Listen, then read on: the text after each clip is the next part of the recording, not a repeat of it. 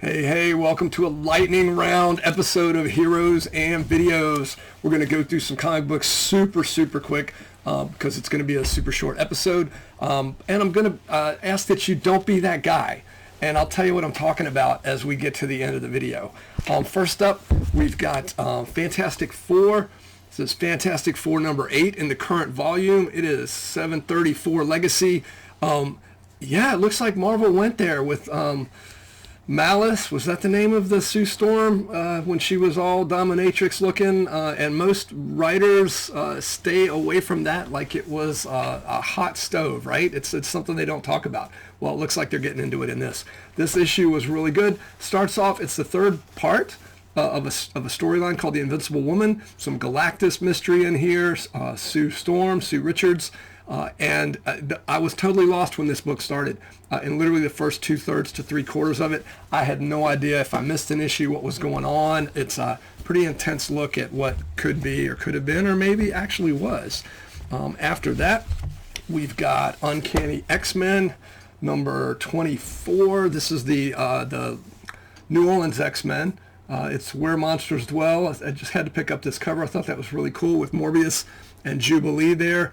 It is the monsters of the Marvel Universe. Elsa Bloodstone, sorry, spoilers coming, Morbius, Man-Thing, Werewolf by Night.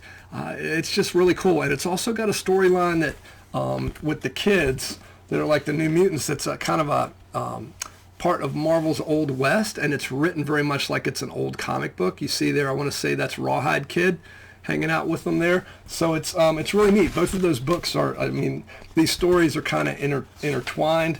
But the Legion, the monster book, and here comes another spoiler, the monsters there just look awesome. It's just really cool to see how the X-Men react. Wolverine has a fairly visceral reaction to Werewolf by Night.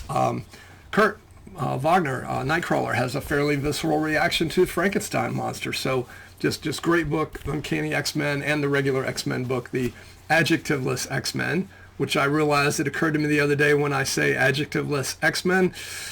Adjectiveless is an adjective in that phrase, so I guess technically I can't say that. That's kind of like a really bizarre Catch-22 Mobius loop thing there to call something adjectiveless, because as soon as I name it that, it's not.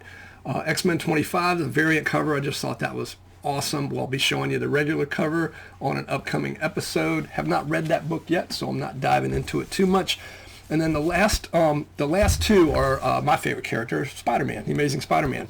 And then we'll get to the thing where I say don't be that guy. So this is Amazing Spider-Man 22 in the current volume. It's 986 as we hurdle or web sling to the 1000th issue. You'll see here the two halves of Spider-Man, the two stories that have been going on for some time with Pete in space in the suit that's on the right there. And then Norman with the anklets and web spinners there on his wrist. They've been filling in for Spider-Man at home. It's both of these stories kind of coming together. I mentioned in an earlier episode, I really wanted to see when the space crew that Pete's been hanging out with gets to Earth, that we get to see that in this issue. I'm really enjoying both halves of this book. It does feel a little like that thing where they're just trying to wrap up stuff before the next event. I'm hoping they pick up some of these plot lines after this next event is over. We'll see. But yeah, that's really good. And then last but not least, Ultimate Spider-Man came to a conclusion this month, and it was, or this week. This is a variant cover here that I just had to pick up because it's such a pretty cover. And it's, Jonathan Hickman wrapping up his 24-month arc on Ultimate Spider-Man. This is the regular cover. This book is really good. He nailed the landing. He stuck the landing, I guess, if you're thinking in Spider-Man terms. Terrible pun. We've got resolutions for things like Mysterio and Mr. Negative, Kingpin, and we get some flashback action in terms of a Marvel scene that I think in the 616 universe we kind of got cheated out of way back in the day. So I won't spoil anything, but please pick this up. It's really good. It does. It sticks the landing. It nails it. Now, here's where I say don't be that guy. Don't do this. I was at a local comic shop recently, very recently. In fact, I think it involved even that last issue of Spider-Man.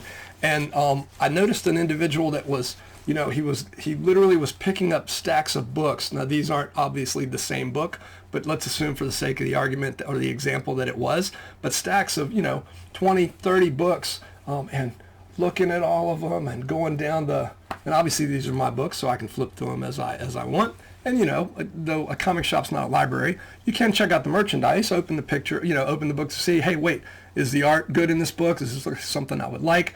Don't read the book and put it back. Obviously, that's not cool. I say that as a former comic shop owner. But I guess some people buy new books and then maybe get them graded and flip them or whatever. Fun fact, pro tip, I don't know. I guess if that's your thing, rock on. Good for you. But what I observed was this individual was going through and handling every book, looking at them, making sure, it was, there's no creases or what do you call them, spine ticks, etc. And I get it. All those things are important if you want to make sure you're getting a really great book. But what really blew my mind was this individual is now handling every one of these copies of this book on the stand. And I just feel like that's, I don't know. Usually I say, que sera, sera, live and let live, but I don't really feel like that's okay. That's really not cool. Because in effect, if you're that worried about the grade of a new book, right? And I get it. A lot of people are. I'm not judging. And I kind of am. But if you're that into the grading of, the grading and the condition of a book, you do realize you're literally handling everybody else's books. And just by definition, maybe potentially devaluing every one of them that you're looking through for everybody else. So, golden rule, man, do unto others as you would have them do unto you, and hopefully that means you would want them to do well unto you. So if you're at the shop, I don't know about you, but unless it's like a major crease or something bizarre, I take what's in my file, that this is the condition of the book, do a lot of business there. I'm sure, I don't think they're intentionally giving me a book that's damaged. But if it's grossly damaged, yeah, I might ask them if I can swap it out for one on the shelf. And then they can decide what they want to do with the damaged book. But if it's not, I don't know. And I'm certainly, and even if, as I mentioned, I'm getting, excuse me for the audio feedback, I'm getting, multiple books, different covers, but I'm not, and I'm not buying multiple copies of the same cover, if that makes sense. But if you're going to be, I don't know, man, maybe look for the best book, go through here. Okay.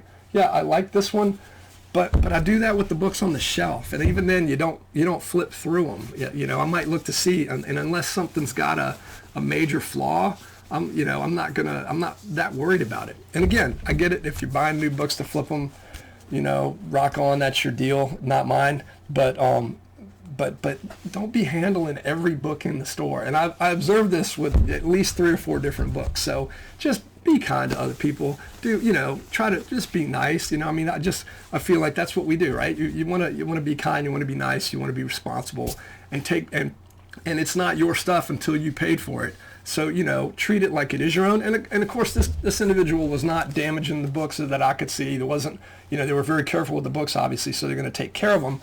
But it did just kind of blow my mind because you're literally handling every book and, all the books on the rack that everybody else is going to be then buying. So you're kind of by definition devaluing, maybe if that's your thing. You're still kind of, you're touching everybody else's stuff. I don't know. It felt weird to me.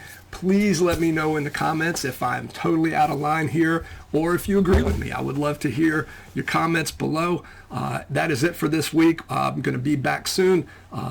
As always, keep reading comics, keep going to see movies in theaters, and be kind to each other.